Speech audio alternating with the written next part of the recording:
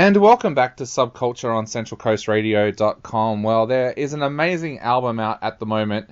It is the brand new album from Catherine Traicos, and it's called the Nashville Record. And this is an amazing album. Of course, you've heard a couple of singles played on this show from the album, and we thought we actually wanted to get to know a little bit more about this album, so we thought we would actually get Catherine on the phone tonight to chat a little bit about it. Welcome to the program, Catherine.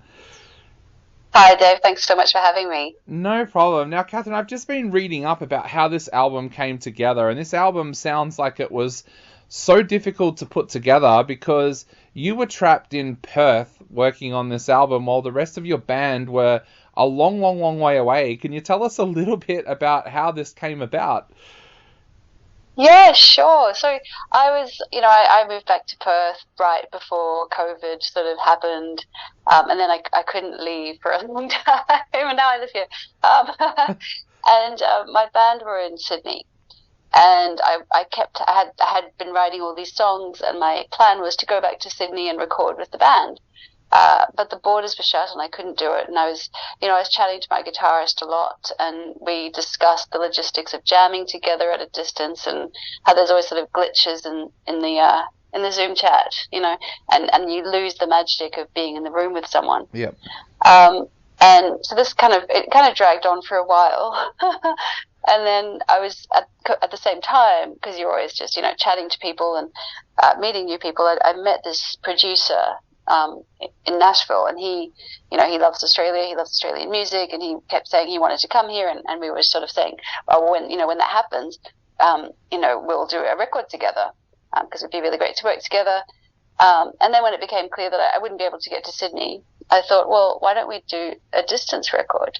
Why don't I do a distance record with Nick in Nashville instead of, kind of forcing an album with my band, or having that kind of almost devastating experience of recording with my band when they're far away and knowing them, and why not just work with Nashville musicians who have their own aesthetic and kind of tailor the songs to that. Yeah, so that's kind of how it came about. Yeah. And you hadn't met Nick face to face at that time either, had you? You met him on Instagram. No. Yeah. I did. Yeah.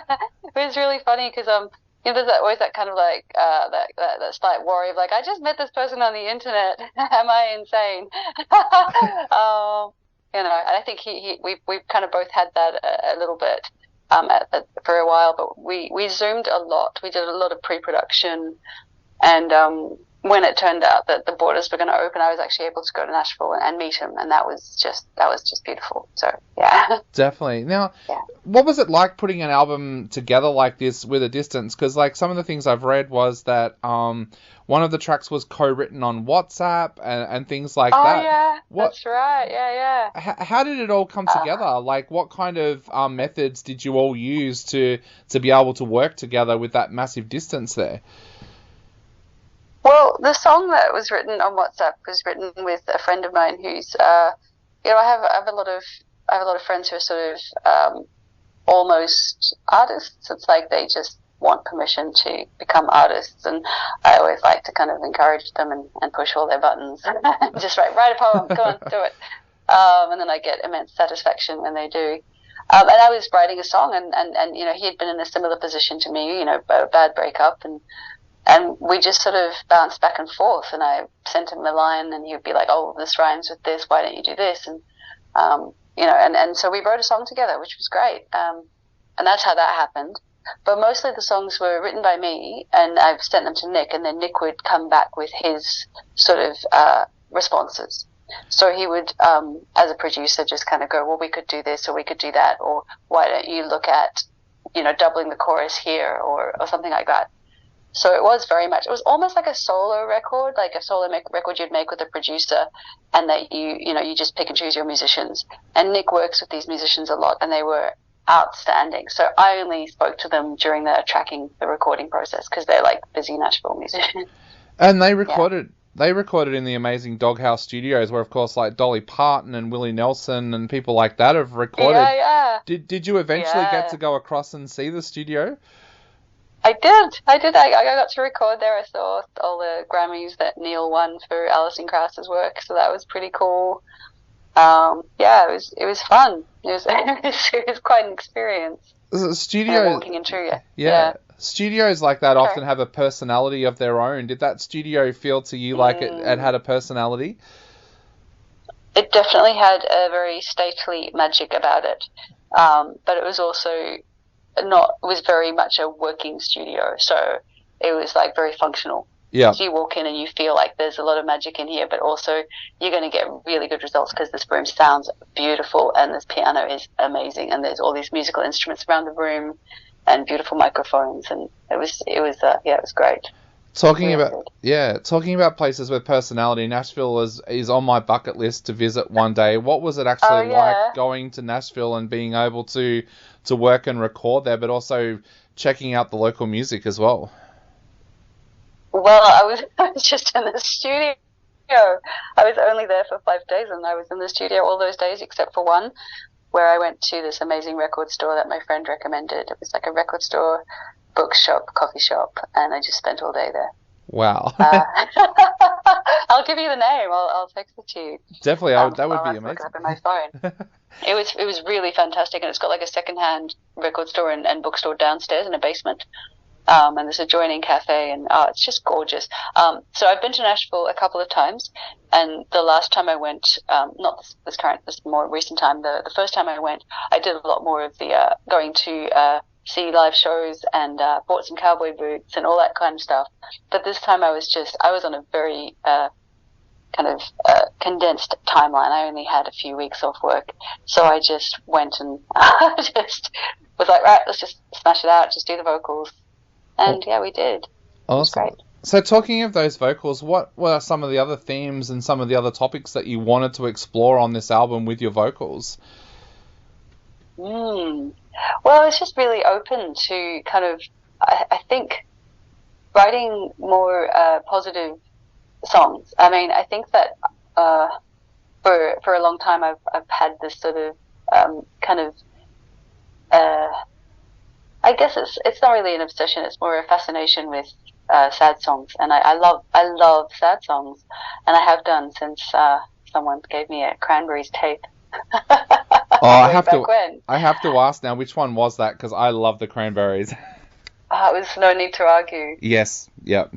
Yeah. Just so beautiful. What a great record. And at the time, I was really into like Salt and Pepper.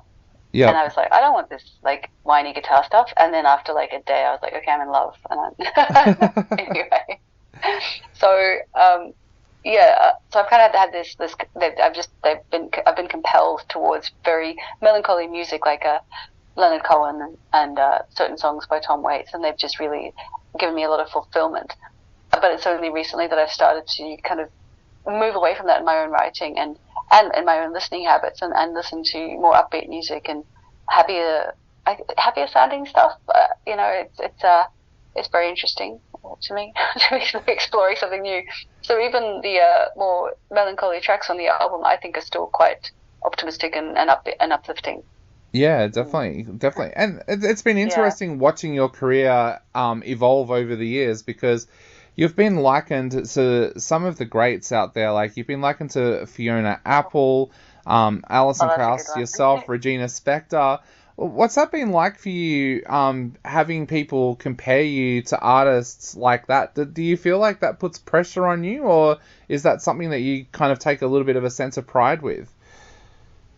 I think that I always take it as a massive compliment. It's such a lovely thing to say. Yep.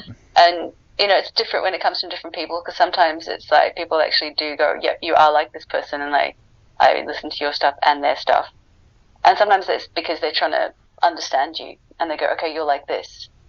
And usually when they're trying to understand me, they'll get it wrong. They'll go, you sound like this person. I'll go, no, I don't. But yeah, I don't feel it puts pressure on me, and I think that's probably because I don't feel I'm actually in that league, so I don't take it that serious. I don't know, maybe, I'm not sure. I think it's a very interesting musical world we're in, where anyone can throw their hat in the ring.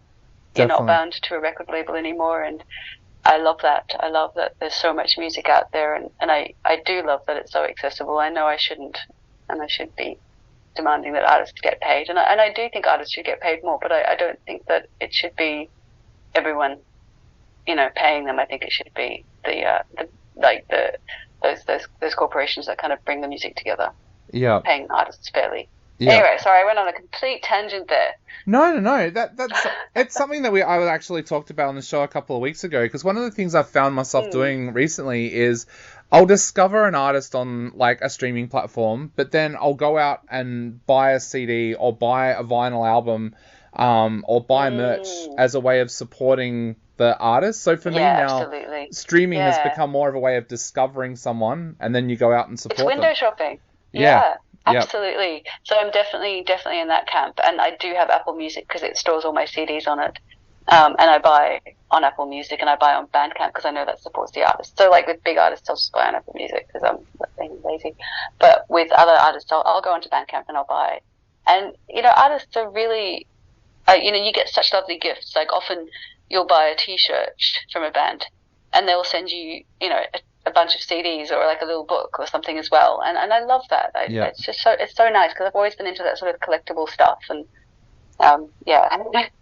That's true, actually. Like I'm just looking at the moment and realized I bought a vinyl album the other day from a band, and they put a whole bunch of stickers and badges in there, and I'm like, yep, I definitely want them. So it's great, isn't it? Yeah, it is. I love doing that. I always put stickers and I do these little etchings, and I always usually give people an etching as well, and it's fun. Yeah. So, Catherine, with the album out now, what are your plans going forward? Can we expect some live shows from you, or what have you got planned for us in the future? Oh, yeah. Well, I've just played 2 launches in Perth and Fremantle, and I'm planning an East Coast tour. So I've got a date booked in Victoria and one booked in New South Wales in Katoomba.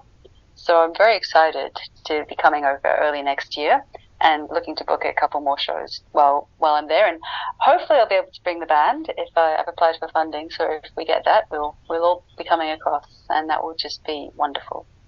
Awesome, that would be absolutely fantastic. And I guess to finish off the interview, what would you like to say to people out there before they sit down and listen to the Nashville Record? Don't